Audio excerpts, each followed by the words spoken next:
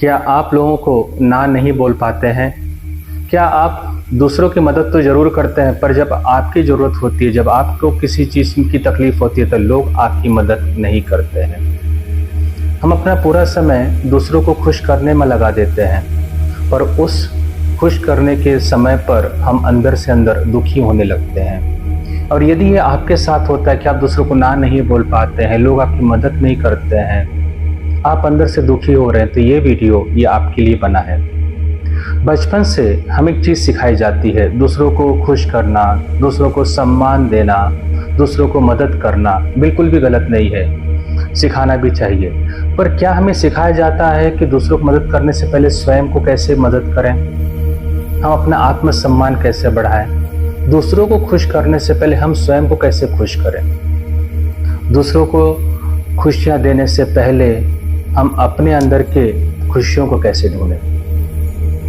और जब ये सब चीज़ें होती है तो सबसे बड़ी चीज़ क्या होती है कि आप अंदर ही अंदर टूटने लगते हैं, आप अंदर ही अंदर अकेलापन महसूस करने लगते हैं, आप अपने जीवन को कोई निर्णय नहीं ले पाते हैं, क्योंकि आप सचमुच दूसरों से आप आत्मसमर्पण हो चुके हैं। चाहे वो करियर को हो, चाहे वो पढ़ाई लिखाई हो, चाहे नौकरी हो, चाहे विवाह हो, चाहे मकान लेना हो, वाहन लेना हो, आप हर चीज़ में दूसरों के राय पर निर्भर हो जाते हैं, क्योंकि आपके अंदर का आत्मसम्मान कमज़ोर पड़ चुका है, आपके अंदर निर्णय लेने की क्षमता भी कमज़ोर पड़ चुकी है, क्योंकि आप दूसरों की राय पर निर्भर हैं। और राय पे निर्भर होने के कारण और होता है कि लोग क्या कहेंगे, इस बात का आपको डर लगने लगता है। ये सबसे बड़ा लक्षण है कि आपके अंदर डर पैदा होता है कि लोग क्या कहेंगे।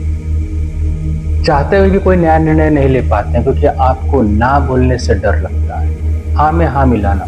ये चाहते हुए कि ये निर्णय गलत है, मेरे लिए उचित नहीं है, मेरा मन नहीं है, उसके बावजूद भी आप उसमें हाँ में हाँ मिलाते हैं।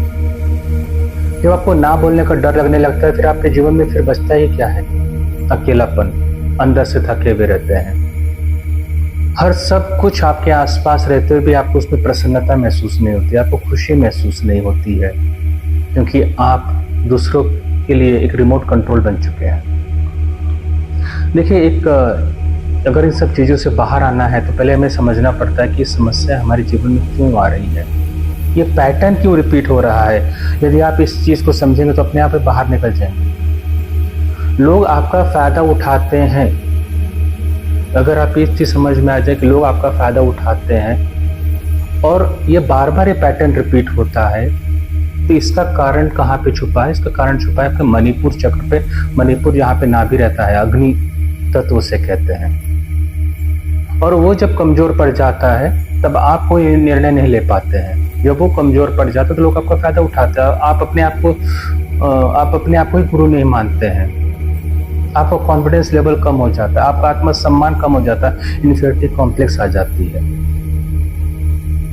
दूसरा कारण, जैसे कि हमने पहले चर्चा की, हम किसी को ना नहीं बोल पाते हैं, अपनी भावनाओं को व्यक्त नहीं कर पाते हैं, अपनी बातें हमारे शरीर के अंदर ही रह जाती है, मन के अंदर ही रह जाती है और एक बीमारी का विकराल रूप ले लेती है। उसका कारण है विशुद्धि चक्र ब्लॉक होना, अनबैलेंस होना, आकाश तत्व। जब ये चक्र पूरी तरह से असंतुलित हो जाता है तो हम अपनी भावनाओं को व्यक्त नहीं कर पाते, हम उसमें घुटन की तरह जीते हैं, उसमें घुटते रहते हैं और उसका सारा दोष देते हैं अपने कर्मों पे, सारा दोष देते हैं अपने ग्रहों पे, सारा दोष देते हैं अपने परिस्थितियों पर, अपने अतीत पर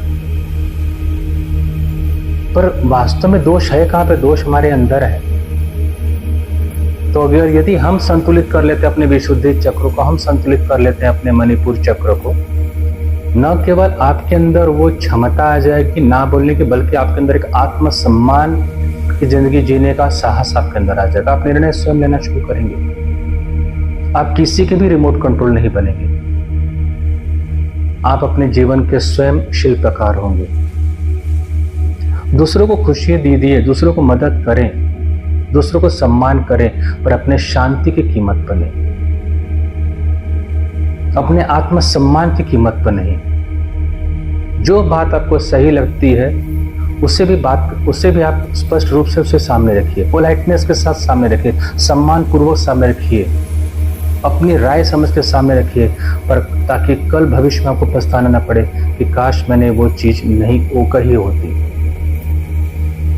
हर चीज को आप एक्सप्रेस कीजिए, शब्द में एक्सप्रेस कर सकते हैं, लिखित में दे सकते हैं, बोल सकते हैं, ताकि कल आपके जीवन में आने वाले समय पर आपको ये ना पछताना पड़े कि मैंने वो चीज़ नहीं कर पाया, वो चीज़ मैंने बोल नहीं पाया, वो निर्णय मैं ले नहीं पाया। काश लिया होता, ये काश शब्द आपके साथ जुड़ेगा नहीं। जीवन का अंतिम क्षण पर यदि किसी व्यक्ति से पूछे कि आपके जीवन की सबसे बड़ी गलती क्या है, अधिकतर लोग आपको ये कहते हुए मिलेंगे, काश मैंने ये निर्णय लिया होता, काश मैंने ये बात उससे कह दी होती, काश मैंने ये इस स्थान पे मैं घूमकर आ चुका होता। तो ये काश शब्द क्यों लग रहा है? क्योंकि आपने उस समय निर्णय नहीं लिया, हाँ में हाँ मिलाया, सबको खुश करने में लगे रहे। तो आज से एक जीवन का एक पैटर्न बनाइए कि मैं अपना निर्णय स्वयं लूंगा, और मुझे इसकी शक्ति कहाँ से मिलेगी, मुझे इसका मार्गदर्शन कहाँ से मिलेगा। तो इसका सरल से एक उपाय है, आपके मणिपुर चक्र, अग्नि तत्व को और विशुद्धि चक्र, आकाश तत्व को संतुलित करने का, और वो है लम क्रिया ध्यान। यदि आप प्रतिदिन लम क्रिया ध्यान करते हैं, ये चक्र अपने आप संतुलित हो जाते हैं। किसी ज्ञान, किसी प्रवचन की आपको जरूरत नहीं है, किसी बाहरी मोटिवेशन की आपको जरूरत नहीं, किसी बाहरी प्रेरणा की जरूरत नहीं, कोई किताब पढ़ने की आपको जरूरत नहीं। बस केवल लम क्रिया ध्यान के द्वारा ही आपके अंदर अद्भुत परिवर्तन होता है। 90 दिन के अंदर आप देखेंगे, विद इन 90 डेज आप वो नहीं रहोगे जो आज आप हैं, क्योंकि आप पूरी तरह से बदल चुके होंगे। सारी शक्ति परमात्मा ने आपके अंदर दी है, आप उसे बाहर मत खोजिए। बाहर के लोगों को, बाहर की परिस्थितियों को, अपने संस्कार को, अपने बचपन को, अपने माता पिता को, किसी को दोष मत दीजिए कि उन्होंने मुझे इस सब चीज की ट्रेनिंग क्यों नहीं दी। आज आपको जानकारी मिली है, आप इस पे अमल कीजिए और देखिए आपके अंदर परिवर्तन कैसे होता है। आज से इसी क्षण से आपके अंदर एक बदलाव शुरू होगा। पहला निर्णय तो स्वयं अपने लिए लीजिए कि हाँ, मैं ये चीज करना चाहता हूँ। बचपन से लेकर अभी तक हर चीज का निर्णय कोई और लेता है, इस कलर का कपड़ा पहनिए, तो कम से कम एक निर्णय तो आप लीजिए कि मैं लम क्रिया ध्यान करना चाहता हूँ, मैं इसे करके रहूंगा। परिवर्तन तो देखिए आपके अंदर क्या होता है। देखिए, आप इस दुनिया में जो आए हैं वो लोगों को खुश करने के लिए नहीं आए हैं। इस दुनिया में हम जब आए हैं तो अपने जीवन के उद्देश्य को लेकर आए हैं। वो जीवन का उद्देश्य आपको तभी मिल सकता है जब आप लम क्रिया ध्यान करते हैं। What is the vision of your life, what is the purpose of your life. पर हम इस सांसारिक जीवन में आने के बाद यहाँ के नियमों से बंध जाते हैं।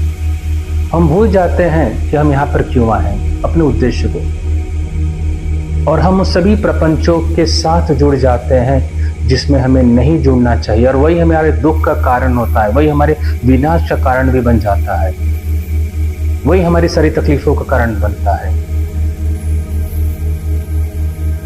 और हमारे जीवन का उद्देश्य क्या हो सकता है? कई बार लोगों से पूछा जाता है जीवन का उद्देश्य क्या है, तो कहेंगे मेरे जीवन का उद्देश्य है कि बच्चों को शिक्षा देना, घर बनवाना, वाहन लेना, माता पिता की सेवा करना। पर वो आपके जीवन की जिम्मेदारी है। जब मनुष्य इस जीवन धरती पे आता है तो उसे प्राणियों से अधिक मानसिक चीजें दी गई है, ताकत दी गई है कि वो एक प्राणी से ज्यादा सोच सके, उनके दायरे से ज्यादा कार्य कर सके। घोंसला बनाना, बच्चे पैदा करना, ये पक्षी भी करता है। उन्हें भोजन ला के देना पक्षी भी करता है। फिर मनुष्य और पक्षी में क्या अंतर है? पक्षी सिर्फ अपने बच्चों के लिए घोंसला बनाता है, वो दूसरों के बच्चों के लिए घोंसला नहीं बनाता है। सब वही चीज मनुष्य भी करता है। 90% मनुष्य का पूरा जीवन उसके घर के आसपास ही, उसके जीवन के आसपास से मंडराता है। हम दो, हमारे दो, हमारा परिवार, हमारा घर, हमारा वाहन, हमारा मकान, हमारी नौकरी, हमारा व्यापार, सब कुछ हमारे में ही है। पर कभी नहीं कहता हमारा विश्व, हमारा समाज, हमारा देश, हमारा कर्तव्य। ये 10% लोग ही कर पाते हैं, क्योंकि इनके अंदर निर्णय लेने की क्षमता है, इनके अंदर ना बोलने की शक्ति है। अगर ये भी हाँ में हाँ मिलाते तो ये स्वतंत्रता सेनानी नहीं बन पाते। ये भी हाँ में हाँ मिलाते तो मध्यम वर्गीय व्यक्ति की तरह इनका भी जीवन व्यतीत होता था। पर इन्होंने निर्णय लिया और जब ये निर्णय लिए तो देश बदला, समाज बदला। जब इन्होंने निर्णय लिया तो एक मानवता का विकास हुआ।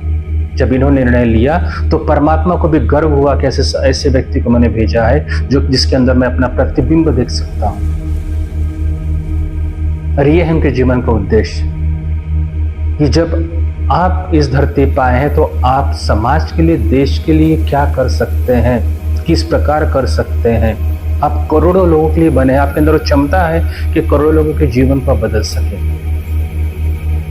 और वो तभी संभव हो सकता है जब आप अंदर से संतुलित हो। जब आप अंदर से ही असंतुलित है, अंदर से ही अफेक्टेड है, अंदर से ही ब्लॉक्ड है, तो आप दूसरों को कैसे बाहर निकालेंगे, दूसरों को कैसे मार्गदर्शन करेंगे। आप ईश्वर के अंश हैं, ये मत भूलिए। जैसे जो शक्ति ईश्वर के अंदर है, जो सोच ईश्वर के अंदर है, वो सब कुछ उसने मनुष्य के अंदर डाल के भेजा है।